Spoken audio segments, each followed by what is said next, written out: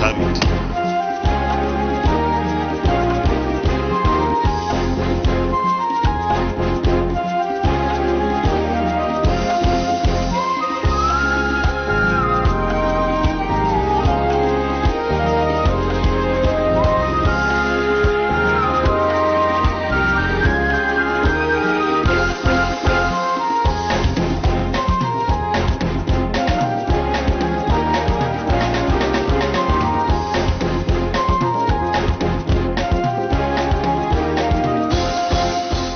Hello and welcome to the program. I am Dennis Adigunloye. The very challenging issue of security and finding lasting solutions once again occupied a significant portion of legislative business in the week at the National Assembly. Now, this culminated in the visit of the Inspector General of Police, Mohammed Adamu, to the Senate chamber at Wednesday's plenary as part of consultations by the Senate towards supporting community policing.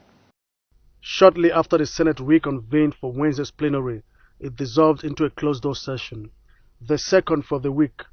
This followed a motion by the leader of the Senate, Abdullahi Yahaya, for the Senate to usher in the Inspector General of Police into the chamber and to go into an executive session with the police boss, as it is the practice when meeting security chiefs. 4 hours later, the closed-door session ends. Inspector General of Police, IGP, on security challenges in the country and the concept and practical implementation and modalities of community policing policy. Thereafter, he answered questions bordering on national security challenges. The Senate thereafter resolved to support the Nigerian police through legislative interventions. The police force was further encouraged to be more proactive operationally to protect the lives and properties of our citizens. The concept is to give policing back to the community, let the community take the initiative in identifying the problems that are there that can lead to the commission of crime, and then we'll work with the community to solve the crime. Meanwhile, President of the Senate, Ahmed Lawan, has inaugurated the Senate Ad Hoc Committee on Nigeria's security challenges with the mandate to fashion out modalities for the urgent restructure, review and reorganization of Nigeria's current security architecture. The committee should also obtain the report of the Ad Hoc Committee on review of the security architecture that the last Senate set up. The 17-member committee has the Senate leader, Yahaya Abdullahi, as its chairman.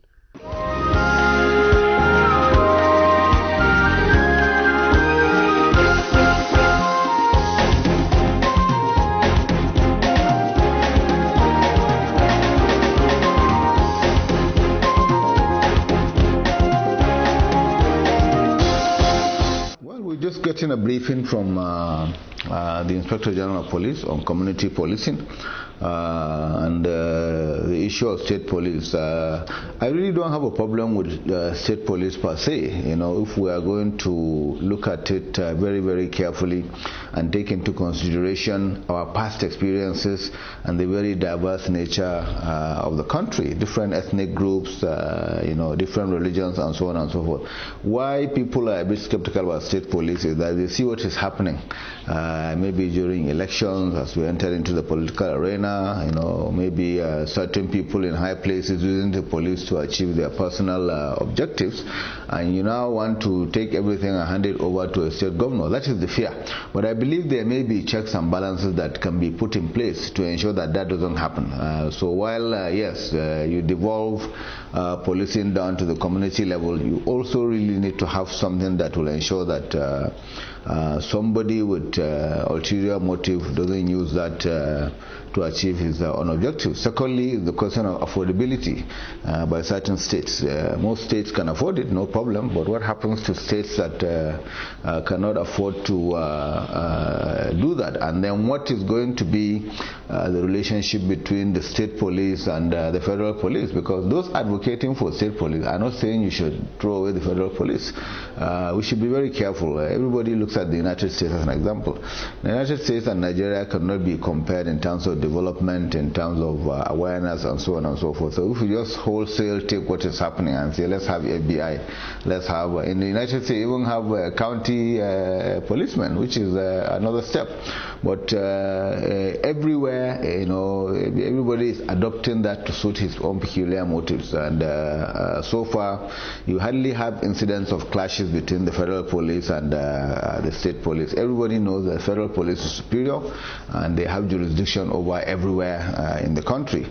You don't have a situation where you have a governor who has state police who starts to use it for his own personal objectives, and then a federal policeman comes and there's a clash, and then things begin to get out of hand. We need to think it through very carefully. I think one of the issues that I see in terms of what is happening in security is a complete lack of coordination between our security agencies. In fact, you have it being described as inter-agency rivalry. When you say one agency is against another is rivalry, then that connotes that a cooperation doesn't even exist. They are rivals. I want to see my rival fail, and so on and so on. Sometimes it's a question of ego. Terrorism was new to Nigeria. We didn't know what terrorism was 10-15 years ago. Unfortunately, it happened, and then we are adopting a conventional approach to it. Our police are not trained in anti-terrorism activities. Our army is trained for war, not this kind of insurgency that you are seeing. So we must have a dedicated unit, whether you want to call it a unit or an agency, whatever, that will focus on addressing terrorism and kidnapping, and focus on it from a preventive perspective. How do you gather intelligence? How do you stop these people before they actually do what they are supposed to do? The United States had a terrorist incident September 9/11. The day it happened, barely a week after that, I was in the United States myself. There was no checkpoint set up after 9/11. No. What they did was that they put their heads together and said, we have a new and peculiar problem. How do we begin to address it? And they dismantled their security apparatus and created the Department of Homeland Security. They annexed 22 units, 22 departments from various agencies: customs, immigration, part of the security agencies, the Federal Emergency Management Agency, parts of the Department of Health, parts of the FBI that deal with insurance, fused them together and created this huge agency with 240,000 employees dedicated solely to preventing something like 9/11 from happening. You can imagine, in 3 years, it became the second largest agency in the United States after defense. They had a budget of almost $60 billion.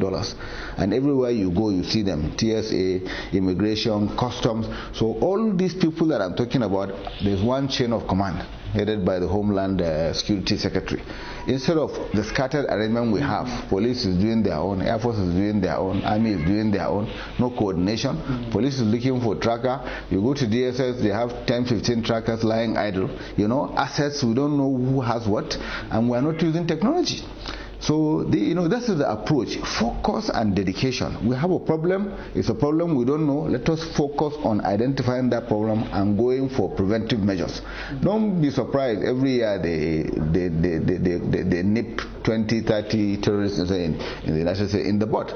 Before they happen, before they get to implementation stage, they arrest, they take care of it and disappear. Here we are reactive. When they kidnap a big person, that everybody goes to the news and start looking, how do you prevent these kidnappers gaining traction and doing what they are supposed to be doing? We need to focus. Colombia, the same thing. Colombia used to be the kidnap capital of the world. At a point in time, they had over 4,000 victims in captivity. And when they kidnap you, they kidnap you. There was a presidential candidate that was kidnapped and held for 6.5 years in Colombia. They had a president, he came, he decided enough was enough. He set up a special anti-kidnapping unit, almost as large as the police. Brought in French elite forces, they trained them, 27 divisions, they had 19 mobile units. When there's a kidnapping, these people are there on time, they have the equipment. They reduced this thing from 4,000 to maybe 140 kidnapping in less than 3-4 years. Let's go there and learn from people who have faced the same problem with us, instead of just relying. The IGP's special task force, one task force. In Colombia, apart from the 27 I'm telling you and the 19 other departments, they have this one elite unit, which is equivalent to the IG staff. That one is just waiting to spring into action to support those other ones that are on the ground. But you now have one IG task force and they are only dealing with VIPs. The kidnapping we see in the papers, they are a small fraction of what happens in our villages. Kidnapping is everywhere. People are being kidnapped for 30,000, 40,000 naira. You know, so we really need to dedicate ourselves to saying this is the problem. It's not a normal problem. It's not normal policing. How will community police stop kidnapping? You understand what I'm saying? Focus on technology. Focus on detection. Every day we complain about SIM card. Go to China now to get a SIM card. Nobody needs your fingerprint. They just take a picture of you because they have facial recognition software. And once they take your picture, you take your SIM card and go. If anything happens relating with that SIM card, they can go. China has 176 million CCTV cameras. One camera for every 12 people. And they are 20 times bigger than Nigeria. Anywhere you go that the camera is there that has taken your footage, they can replicate what you have been doing for the last 90 days. So if there's a problem, they will pinpoint where you have been last week, they will pinpoint where you are at 2 o'clock, and they will go and arrest you.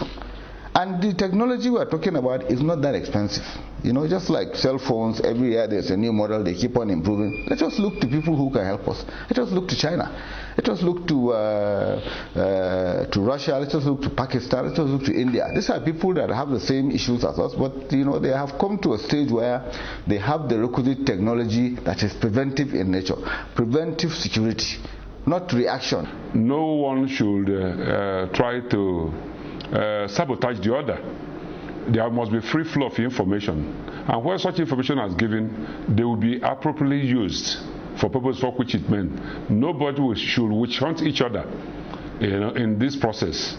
Nobody should be thinking of how to make a name for himself as an individual. Rather, they should be thinking of making a name for themselves as a collective, so that things can work well for our people. All I know is that community policing is all about reaching out to the unreached, getting to all the nooks and crannies of the country. And this country is quite big. We have very big landmass and a big population too. So in trying to reach out to the unreached areas of this country for purposes of securing lives and property, that is community policing. I want to address the issue of why some people are opposed to it. I expect Nigerians that they should not be afraid of the people they elect. You know, so because when you are getting people in the office, you should know the temperament of those people. You must know the behavior of that person when giving power, whether he's going to handle it very well. If you get that kind of person there, things works out well. But if you are afraid, you want the person to become governor, but you don't want the person to exercise power. That is inconsistency, and for me, it betrays trust according to the people who are in the office. So people should be in the right place, use power to get things there. People should not be afraid that governors will misuse that. And to start with, governors are not going to be there forever. So if the person goes, like we say proverbially, that if you go on top of a mountain and put a very big boulder stone over there and come down, you know, you are there. When you are there, no trouble. But you remember that when you come down someday, that boulder stone can still come back and hit you and kill you. You may never know. So if a governor thinks that he's untouchable and makes life unbearable for people, it's a maximum of 8 years. And the person will come back and face his music. So Nigerians should be beware of the kind of people they elect. And if there are such people are in office, they should trust them to use power creditably on their behalf very well without abuse of such a privilege. So that's what I have to say, that people, and the other issue is that this is federalism. Federalism is different from unitary form of government. Federalism means that there must be diversity. Any country that you see that is practicing federal system of government, it means that that country must be a very big one. You know, that it must be a very big one with big population and space. So there must be diversity. In Nigeria here, how many ethnic groups do you have in this country? So getting to over 200 and something. You know, so you don't expect that the same 250 ethnic groups in the country will behave alike. Their own approach to life will never be the same. The way an Igbo man will appreciate an issue is not the same way a Yoruba man will accept it. Ditto an Hausa man, ditto other parts of the country. So that diversity should be reflected in what they do. as far as a governor, as a member of the House of Assembly, as a member of the House of Reps, as a member of the Senate. You see these colorations at the floor of the Senate when people talk. They come with their background. They speak from their background and reflect the way his people appreciate the issues that happen in the country. So we must not be afraid of ourselves. That's our character. Because we are a multi-ethnic society, we should not be afraid of ourselves. We do not want, as we say, want federalism and then want it to be unitary in operation. That doesn't work. So if we do such things, things can work for people. So every group that has their power should use it very well so that things can work well for our people. There's 60 years, we're getting to 60 years now, and yet we are still struggling. No, that's not the way it should be. So Nigerians must free themselves from holding themselves down. Nigeria is holding Nigeria down. Not until Nigeria decides to free Nigeria. In terms of the way people, all of us think. Not when you want to run for election, you go and tell all the stories against your people, that this person will not allow you to do this or not allow you to do that, therefore don't allow that person to be. And we complain. You see, so we have everything. God has blessed this country with everything. But the only thing is this mutual suspicion we're having is keeping all of us at the level where we find ourselves. I like to say that the agitation of either we should have community policing or state policing is something that has agitated the minds of all Nigerians. And for me, my own personal opinion is that state police were not right for it because there's no maturity, as shown by especially us who are active political participants, for us to begin to have state police. It means that this country will be in total chaos. But I will support strongly the creation of community policing as was expounded by the Inspector General of Police when we invited him to the Senate. The reason is that community policing is slightly different from state police. Community policing will still be something that will be under the control of both the federal government and the state and the community that's concerned. And what the IG stated, I think needs some modification. State police, community policing, need for the government, both the state and the federal government, to recruit people from communities and train them centrally, give them proper orientation, so that they know what the functions and their responsibilities are. And there has to be some level of motivation. You cannot say that because people are policing their community, there should be no incentive for them. And so that is why I want that modified. When I was governor, there was something I did when we had incessant crisis between the herders and the farmers. I sat down with the DIG operation then, and we agreed that yes, we will form a joint committee. So we got the Fulani youth and the farmers youth in Benue. It was quite comprehensive. We put them together under the leadership of the Commissioner of Police then, who issued them with police ID card. They were not given comprehensive training, but they were given some level of orientation. And that was how we were able to, at that time, solve the problem of this incessant crisis between farmers, because once there was an issue, both the Fulani youth and the farmers youth joined hands together to address it. Now, we were paying them, I was paying them every month, but the money was being given to the Commissioner of Police.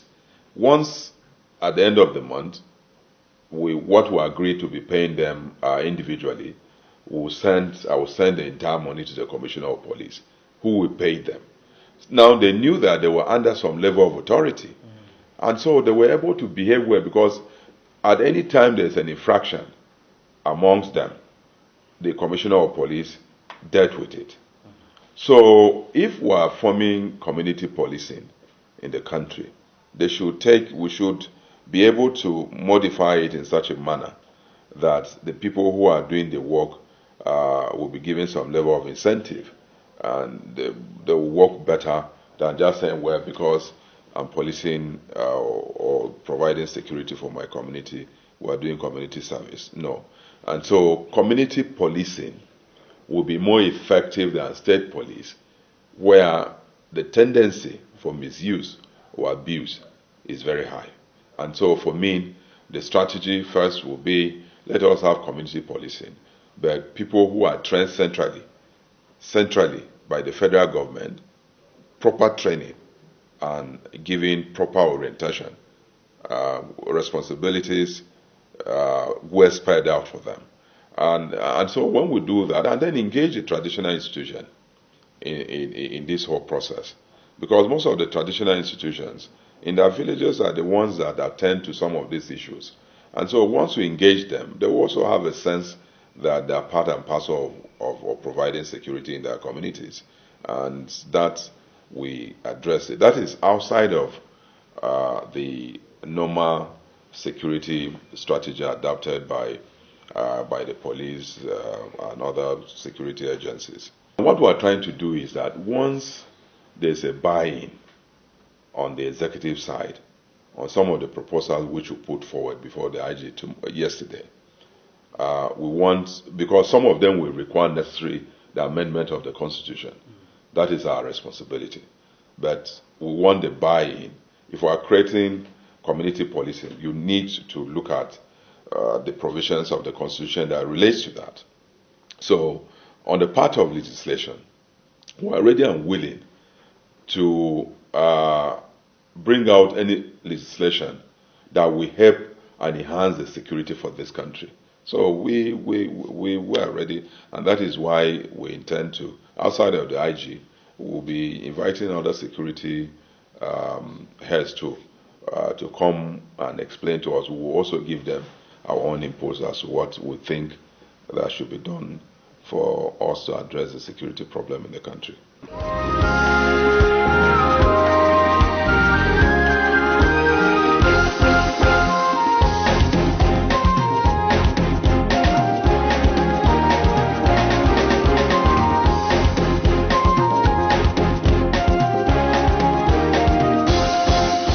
In other matters, at the Senate, Ministry of Information and Culture, Lai Mohammed says part of the proposed federal government loan of $22.8 billion will be used to accelerate Nigeria's digitization project. The minister was speaking at a public hearing convened by the Senate Committee on Local and Foreign Debts.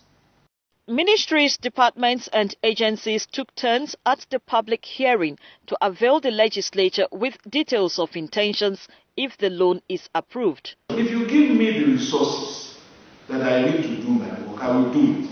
One of the things that the federal government has decided is that if we're going to do with the rail project, that it's as important that everywhere is linked to each state capital. For the Ministry of Information, the establishment of a Media and Culture Center, as well as digitization of all NTA network centers, are key to meeting the next ITU deadline. However, the business model proposed for this initiative will only succeed with a concessional loan and not commercial ones, due to the low interest rates and long repayment period. The choice of concessional loan is also due to the fact that its terms are much more favorable to the project at hand. Meanwhile, the Minister of Finance, Budget and National Planning, Zainab Ahmed, assures Nigerians that the $22.8 billion loan is also to bridge infrastructural gap and improve the nation's economy. One of them is the Mambila Hydroelectric Power Project with a sum of $4.9 billion from China Exim Bank.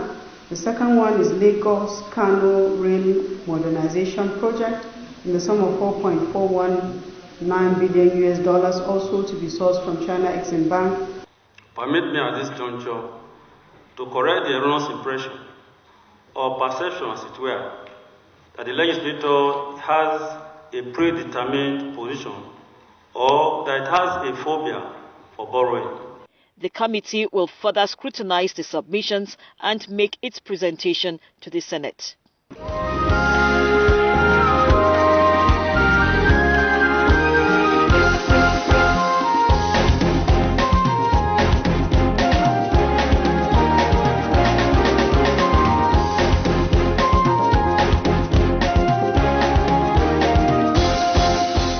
Meanwhile, the Senate has passed the repeal and reenactment of the Fiscal Responsibility Act bill through second reading.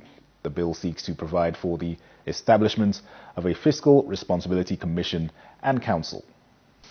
There are observed deficiencies that render implementation and enforcement of the provisions of the Act too administrative, especially without clear-cut punitive measures. Fiscal Responsibility Act, taking cognizance of the fact that we want prudent management of our nation's resources, must begin to speak to some of these intendment.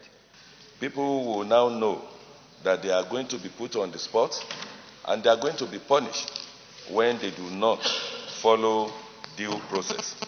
Ensure long-term macroeconomic stability of the national economy, secure greater accountability and transparency in fiscal operations within the medium-term fiscal policy framework. The Senate has constituted a 57-member Constitutional Review Committee with representatives from the 36 states of the Federation, the Federal Capital Territory, Abuja, and 2 members each from the 6 geopolitical zones.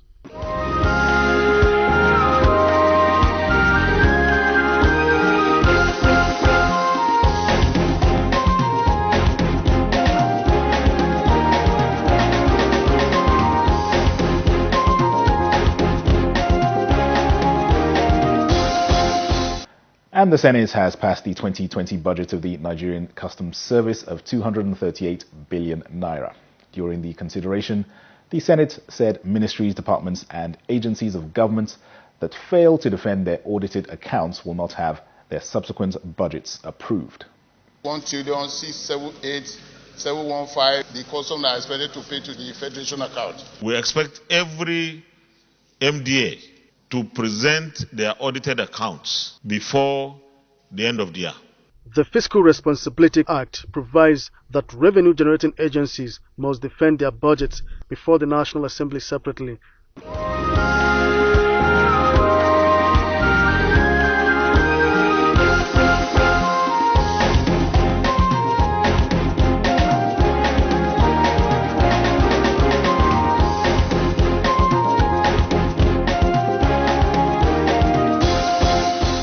And President of the Senate, Ahmed Lawan, says the National Assembly has started consultations with the executive on a new version of the Petroleum Industry Bill to be introduced in the 9th National Assembly. He disclosed this during a meeting with representatives of the International Monetary Fund, IMF, who paid him a visit.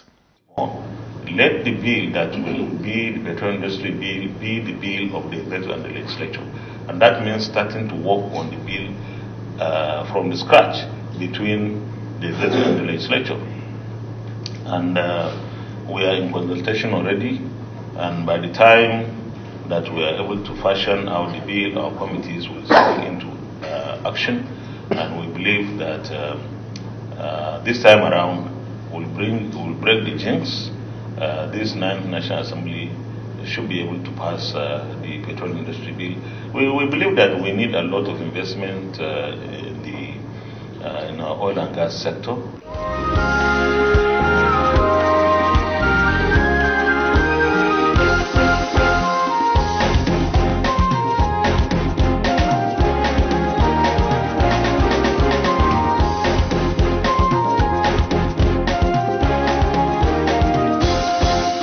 Well, that concludes Senate 109 for this week. On behalf of the production team, I am Dennis at Digunloye. Thanks for watching and see you next time.